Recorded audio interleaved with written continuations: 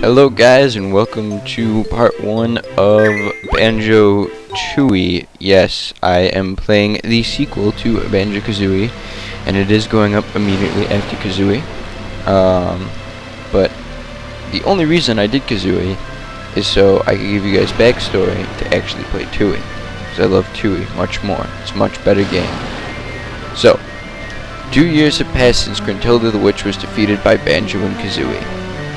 I think it was actually about like a year and 3/4, something like that, between the game's release dates. After falling from her tower, she was buried underground until she remains this very day. And you can see Klungo still trying to push the rock 2 years later. And he's still just grunting about it. And of course it has to be raining in classic, you know, evil rebirth scenes. And he's going to grunt some more and complain about us. And this is the inside of Banjo's house, where Banjo, Mumbo, and Bottles, which you can't see Bottles, are actually playing cards of some kind, and betting with gold coins that we know nothing about yet. And so they're making small talk. Kazooie says that Grunty is out the window, startles everybody, and then steals Bottles' chips. Because we all know Kazooie is evil and likes to steal people's things. Yeah, this is a really slow opening, but I figured you guys would like to see it. And here, I believe, well, soon, we will meet new characters. Yeah, so we are heading over the backdrop of Spiral Mountain until we hit a rather odd-looking pile of rocks in the wall, which are falling apart. And hey, look, it's a giant drill with green smoke. I don't know what is causing green smoke to come between a drill and a rock. It's probably radioactive or poisonous, though. And Bottles just thinks that somebody's rocking the table because evidently he's extremely dim-witted. And they're going to be confused and have rather small animalistic brains for a while. And of course, Banjo, being the adventurous one, says we should go take a look what's going on. And so the drill is now further back than it was when we left it, and now it finally comes through. And there's a rather small machine attached to it. And inside that machine, which will open in just a minute, are two people and a cat, actually, I think,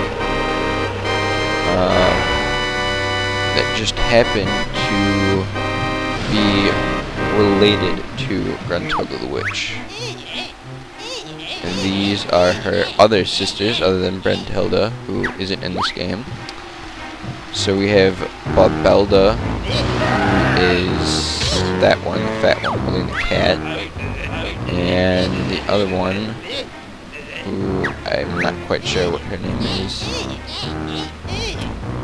but they have very annoying voices. And we're going to get even more cutscenes. And this cutscene's already been longer than the opening cutscene for Kazooie. But then again, this game is a lot more in-depth than Kazooie.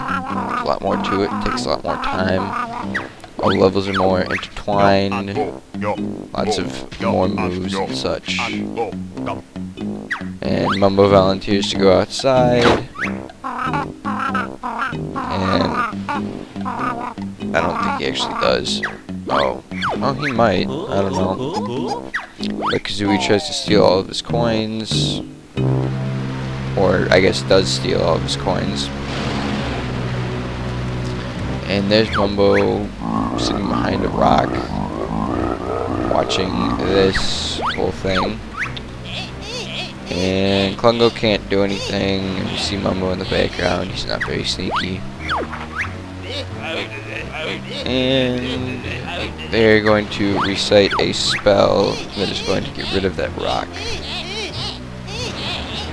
And I don't know what happened to Brentilda, but apparently these are her other two sisters who we didn't meet in the last game. Maybe they were on vacation.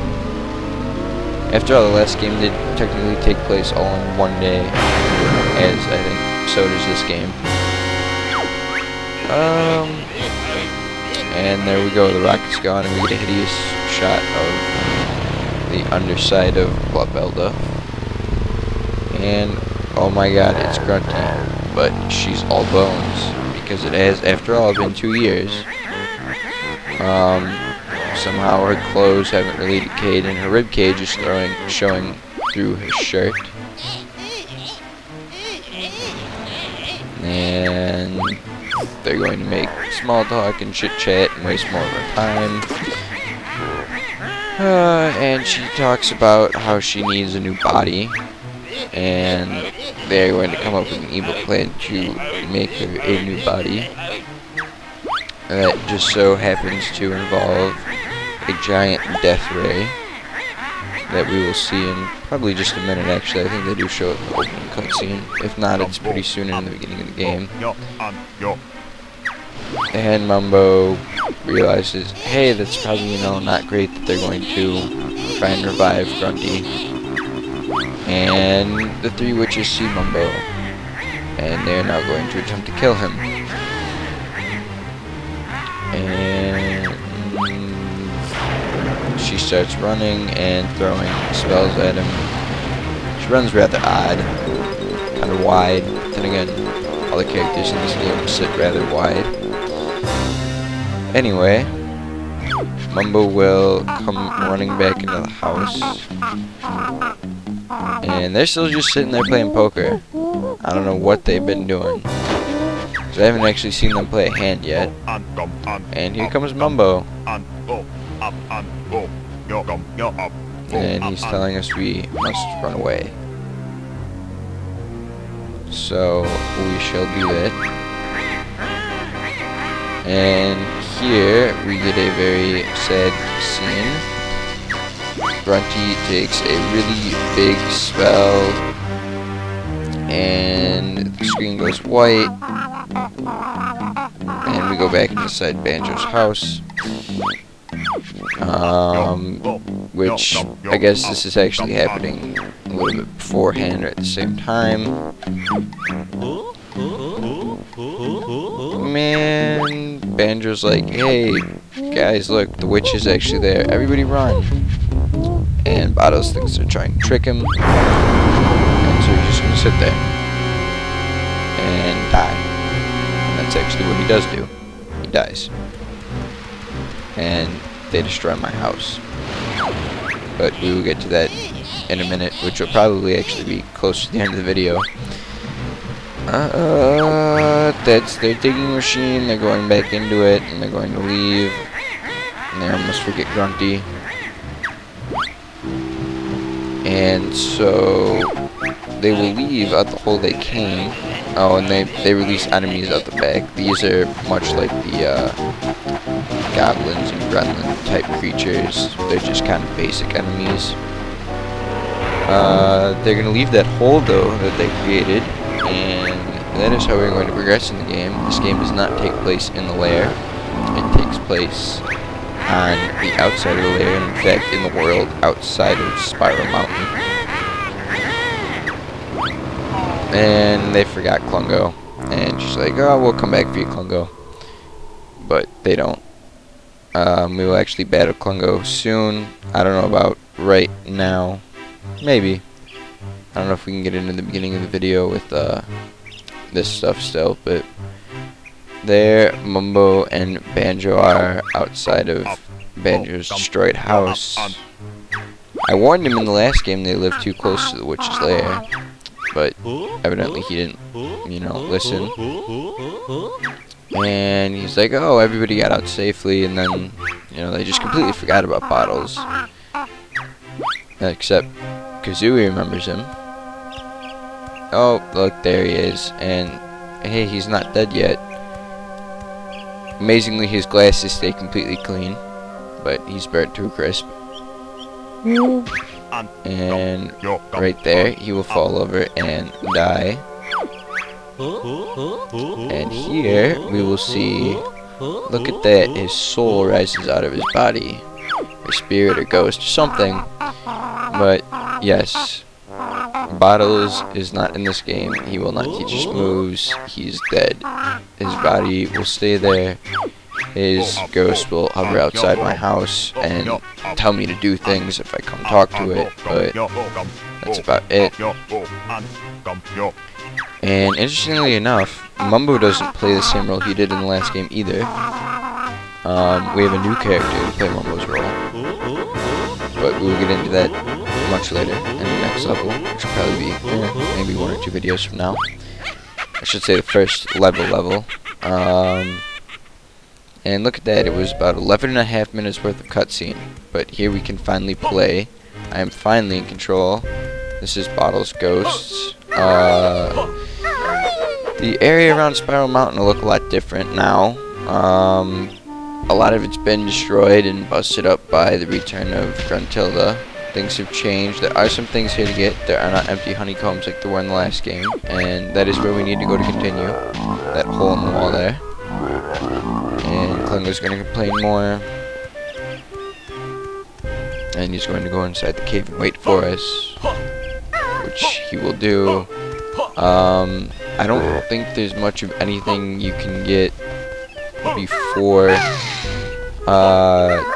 you get certain moves back in Spiral Mountain. There's not a lot to do here. You can actually, I think, go around and go to these mole hills and learn the basic moves from Kazooie. They are still around, but we probably aren't going to do that. That character you just saw talking at the bottom of the game is going to replace Bottles as a main character. There are those things with Kazooie's face on him, if you can't see it, right there in the water, that we will get to later. There's one quick thing I would like to try to get done before the end of the video. We probably won't make it out of Spiral Mountain, but we can meet a reoccurring character pretty early in this game. If we just ascend the broken Spiral Mountain, which actually has had the bridge to the witch's lair snapped, we can take this flight pad and go back inside the lair, and we can go and play all of Banjo-Kazooie 1 again. No, actually we can't. It's been blocked off by rocks when the lair collapsed when we defeated the witch. But hey, look, it's Cheeto. Yes, Cheeto rests inside the witch's old lair, and he is going to tell us that since he helped us in the last game, Grunty ripped out all of his pages. And so that is a new mechanic in Tooie. We have to go around and collect Cheeto pages, and for every certain number of pages he will give us a cheat. I think it might either grow exponentially or it might always be 5. It might be 5 first time, 7 second, 9, something like that, or they might all be 5. I forget. But there are 2 to 3 in each level. Other than that, there's not much left in the witch's lair. Everything is blocked off and broken. We get our first gold feathers, and we're going to leave. And with the last minute of this video, we're actually going to get the first Cheeto page, and then we will be out of time. It is just right around here, and there's actually a shock jump pad to get to it if you're not flying.